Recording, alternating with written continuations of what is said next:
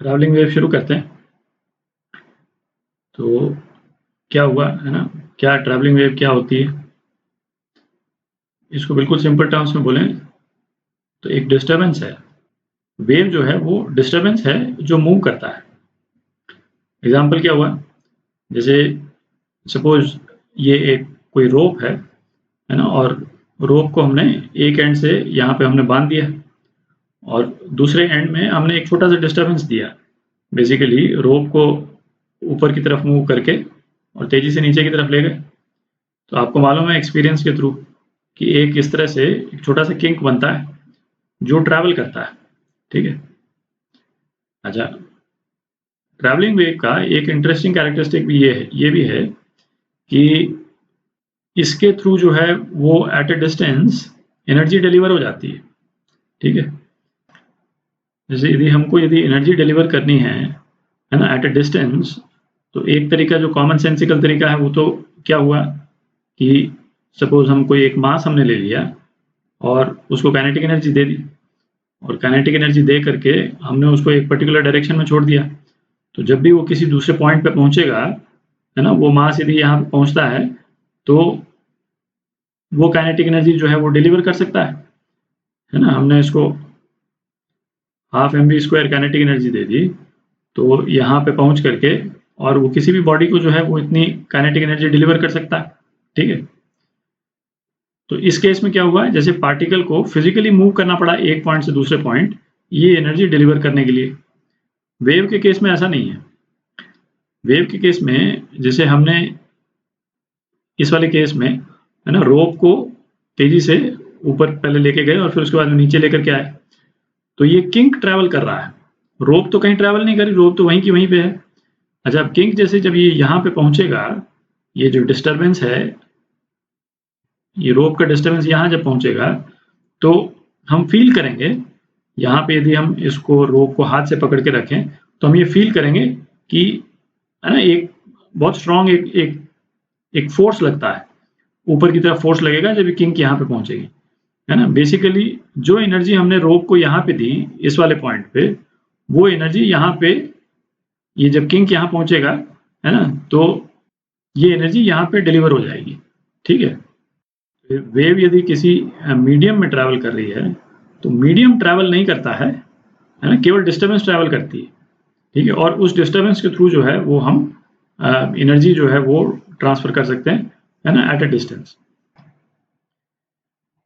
एक और एग्जांपल यदि हम देखें तो जैसे पानी में हम यदि कोई एक हमने पत्थर डाल दिया, ठीक है, तो इस तरह से रिपल्स जो है प्रोड्यूस होती है। ठीक है। अब ये रिपल जो है वो बाहर की तरफ जाती हुई नजर आती है, पानी नहीं जाता है बाहर की तरफ। पानी का मूवमेंट है वो तो केवल वर्टिकली अप और वर्टिकली डाउनवर्ड्स, बस केवल एक ही जगह पे पानी ऊपर नीचे होता है। तो यहाँ पे यदि हम एक कोई कॉर्क रख दें तो थोड़ी देर बाद क्या होगा, जब ये रिपल जो है यहाँ पहुंचेगी तो ये कॉर्क जो है वो ऊपर नीचे बॉब करने लग जाएगा। ठीक है। ऊपर नीचे इसका ऑसिलेशन शुरू हो जाएगा। ये जब वेव यहाँ पहुंचेगी तो कॉर्क जो है इस डायरेक्शन में उसका मूवमेंट नहीं होगा, क्योंकि पानी इटसेल्फ जो है वो इस डायरेक्शन मूव नहीं कर रहा। पानी जो है केवल ऊपर और नीचे की तरफ मूव कर रहा है, बट एनर्जी जो है वो ट्रांसफर हो गई।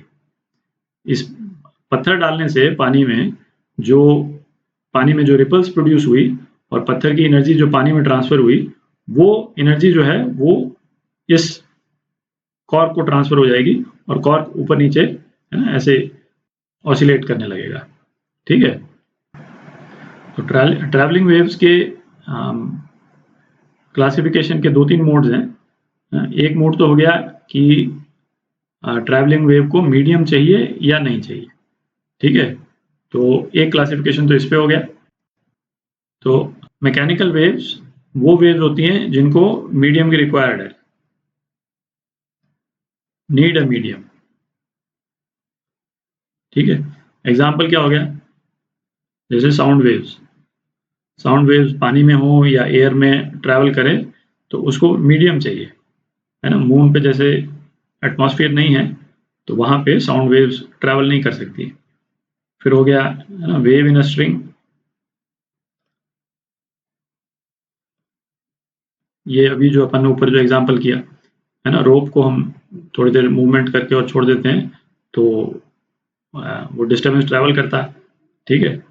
फिर तीसरा अपन ने एग्जांपल देख ही लिया, रिपल्स इन वाटर, ठीक है, इसके लिए वाटर के सरफेस की जरूरत होती है। अच्छा, नॉन मैकेनिकल ट्रैवलिंग वेव्स कौन सी हुई, जिसमें medium is not required, medium is not required. और इसका बेस्ट एग्जांपल कौन सा है, इलेक्ट्रोमैग्नेटिक वेव्स, उसमें मीडियम का रिक्वायरमेंट नहीं होता है ना, सनलाइट है या कोई भी है ना, रेडियो वेव्स हैं, माइक्रोवेव्स हैं, तो ये इलेक्ट्रोमैग्नेटिक वेव्स हैं, मीडियम का रिक्वायरमेंट नहीं होता है। एट ए डिस्टेंस जो है वो एनर्जी डिलीवर हो जाती है, आप फील कर ही सकते हैं, जैसे सन की एनर्जी जो है वो सन से निकल करके अर्थ तक आ जाती है। तो है ना, तो एक क्लासिफिकेशन का मोड तो ये हुआ कि मीडियम रिक्वायर्ड है या नहीं है।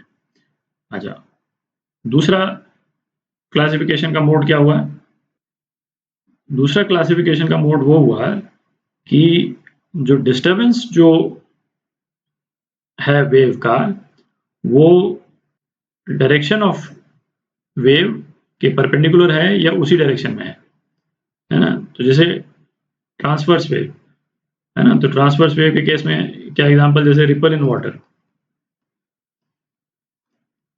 जिसका एग्जांपल अभी अपन ने देखा, तो इसमें ये एग्जांपल, तो वेव का मूवमेंट किस तरफ है, वेव का मूवमेंट इस डायरेक्शन में है, और जो पानी का जो मूवमेंट है वो किस डायरेक्शन में है, वो ऊपर और नीचे, ठीक है, ऊपर नीचे। तो वेव जिस डायरेक्शन में है उसके परपेंडिकुलर डायरेक्शन में है ना, पानी का जो लेवल है ना, उसका मूवमेंट है, ठीक है। तो ये क्या वेव हुई, ये ट्रांसवर्स वेव हुई। अच्छा, इसी तरह से ये वाला एग्जांपल जो अपन ने लिया था स्ट्रिंग वाला है, वो ये भी ट्रांसवर्स वेव है। क्यों, क्योंकि रोप का जो मूवमेंट है, मतलब जो वेव का मूवमेंट है, वो तो इस डायरेक्शन में है, वो तो दिख ही रहा है, ठीक है। पर जो डिस्टरबेंस है, डिस्टरबेंस उसके परपेंडिकुलर डायरेक्शन में दिख रहा है, क्योंकि ये किंक जो है वो तो जो वेव का जो डायरेक्शन है उसके परपेंडिकुलर डायरेक्शन में है ये डिस्टरबेंस, ठीक है ना। वेव ऑन स्ट्रिंग, ये जो है ये ट्रांसवर्स वेव का एग्जांपल हो गया। लॉन्गिट्यूडनल वेव का एग्जांपल क्या हुआ, जैसे साउंड वेव्स।